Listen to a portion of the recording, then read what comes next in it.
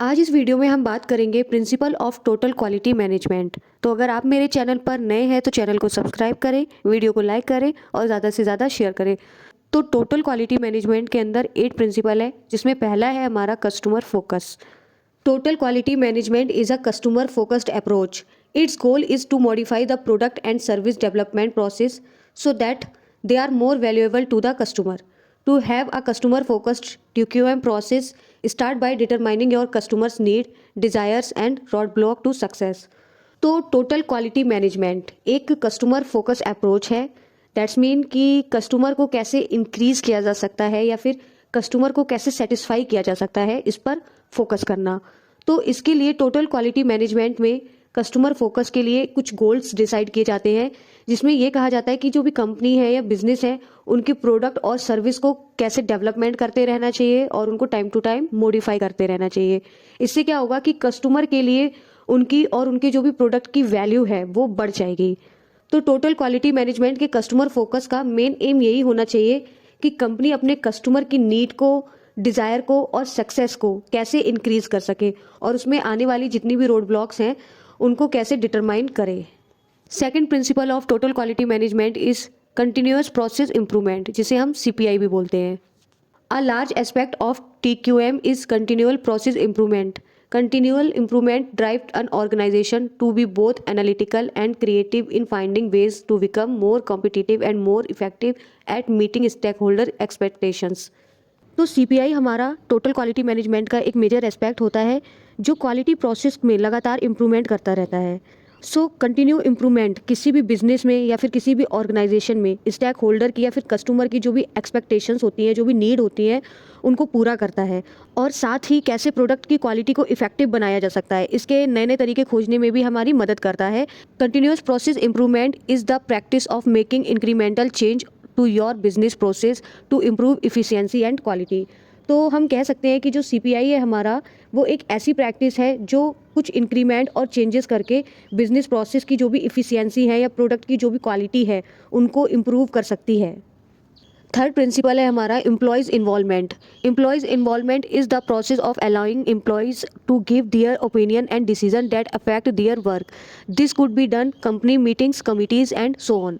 Employees involvement का मतलब यहाँ पे है कि एम्प्लॉयज़ के वर्क को कैसे इफेक्टिव बनाया जाए या फिर उनका कैसे काम को लेके इन्वॉल्वमेंट किया जाए।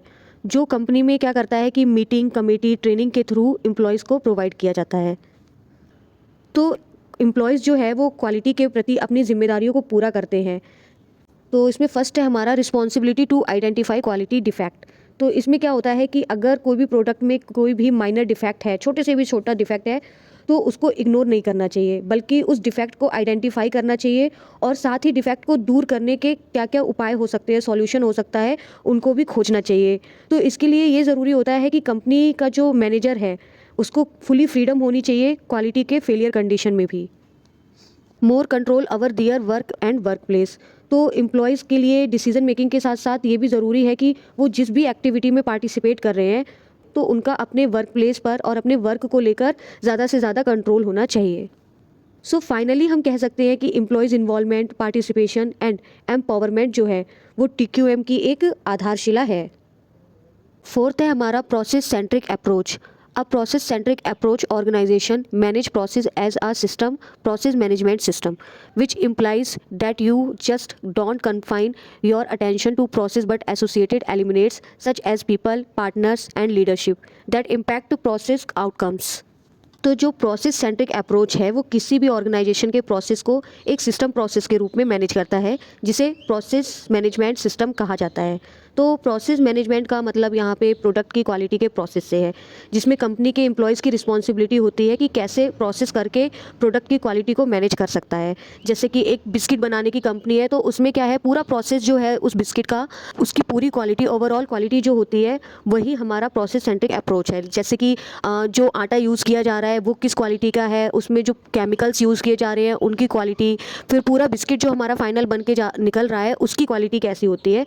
तो ये सारी जो फर्स्ट से लास्ट स्टेप होता है उस पूरी प्रोडक्ट की क्वालिटी को ही प्रोसेस सेंट्रिक अप्रोच कहा जाता है।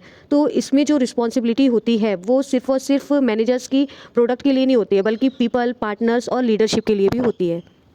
तो जो सेंट्रिक प्रोसेस है वो एक ऐसी सीरीज़ है जिसमें कंपनी का एम्प्लॉयज़ जो है वो इंटरनल और एक्सटर्नल सप्लायर से इनपुट लेते हैं और उन्हें आउटपुट में बदल देते हैं। फिफ्थ है हमारा इंटीग्रेटेड क्वालिटी मैनेजमेंट सिस्टम, जिसको हम IQMS बोलते हैं। An integrated management system combines multiple management framework such as a quality management, environmental management and occupational health and safety management into a unified system. तो जो integrated system है हमारा, वो एक क्वालिटी मैनेजमेंट सिस्टम है जो कि हमारा बिजनेस में या किसी भी कंपनी के क्वालिटी मैनेजमेंट को इंटीग्रेट करता है। तो जो IQMS है हमारा इंटीग्रेटेड क्वालिटी मैनेजमेंट सिस्टम, इसका यूज़ हम कई टाइप के मैनेजमेंट में करते हैं, जहाँ पर हमारी क्वालिटी वर्ड आ जाता है। अगर हम कोई भी प्रोडक्ट का मैन्युफैक्चरिंग कर रहे हैं या फिर उससे रिलेटेड कोई भी अदर चीज़ें लाइक इन्वायरमेंटल मैनेजमेंट हो गया, कल्चर हो गया, occupational health and safety management हो गया, तो इनको भी क्वालिटी से ही रिलेट करके इनमें भी इम्प्रूवमेंट लाया जाता है। So main purpose of IQMS in the organization is streamline their process, reduce duplication and improve overall efficiency। तो मेन पर्पज़ यही है हमारा इंटीग्रेटेड क्वालिटी सिस्टम का कि किस तरीके से हम अपने प्रोडक्ट को स्ट्रीमलाइन में ला सकते हैं या फिर किस तरीके से हम डुप्लीकेशन को रिड्यूस कर सकते हैं और अपने प्रोडक्ट की क्वालिटी में इम्प्रूव करके उसकी इफिशियंसी को इंक्रीज़ कर सकते हैं। Systematic approach. TQM systematic approach relies heavily on process flowcharts, TQM diagram, visual action plan, and documented workflow. Every member engaged in the process must be aware and educated on their parts of the process to ensure proper steps are taken at the right time of production.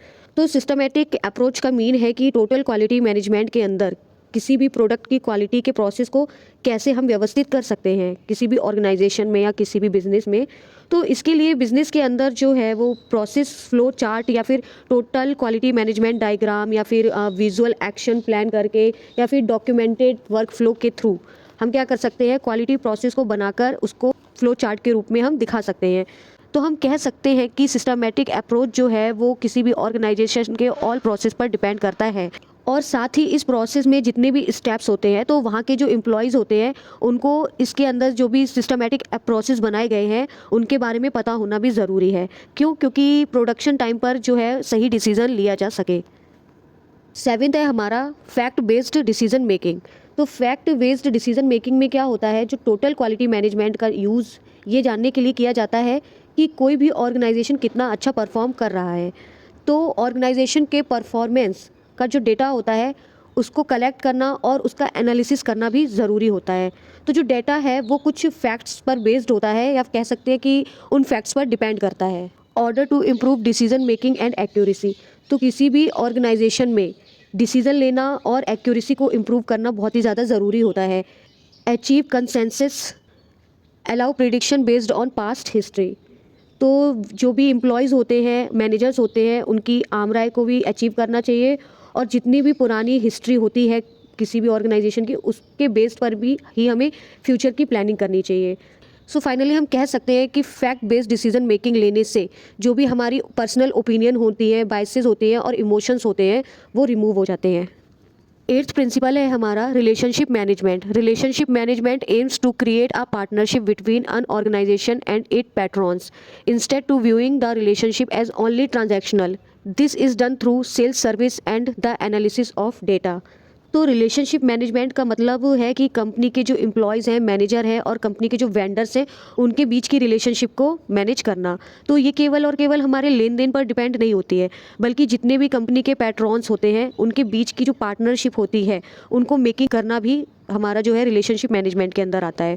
और ये जो partnership होती है दो लोगों के बीच किसी भी ऑर्गेनाइजेशन के अंदर, वो सेल्स को लेकर, सर्विस को लेकर या फिर किसी भी डाटा एनालिसिस को लेकर हो सकती है। Relationship management is about establishing and maintaining relationship with interested parties. In doing so short time gain and long term consideration have to be balanced. तो अगर इजी वे में हम बात करें रिलेशनशिप मैनेजमेंट का, तो रिलेशनशिप मैनेजमेंट का मतलब ये है कि जो भी हमारी वेंडर्स होते हैं, जो भी हमारी इंटरेस्टेड पार्टीज़ होती हैं, उनके साथ एक अच्छी रिलेशनशिप बनाए रखना और इसके साथ ही आगे हम कैसे इन फ्यूचर उनके साथ एक अच्छा बैलेंस बना के रख सकते हैं उसको भी क्रिएट करना। तो ऐसा करने से क्या होता है कि जो कंपनीज़ के शॉर्ट टर्म के या फिर लॉन्ग टर्म की जो भी प्लानिंग होती है, जो भी गोल होती है, उनको अचीव करने में, उनको बैलेंस करने में एक ईजी वे मिल जाता है किसी भी ऑर्गेनाइजेशन के लिए।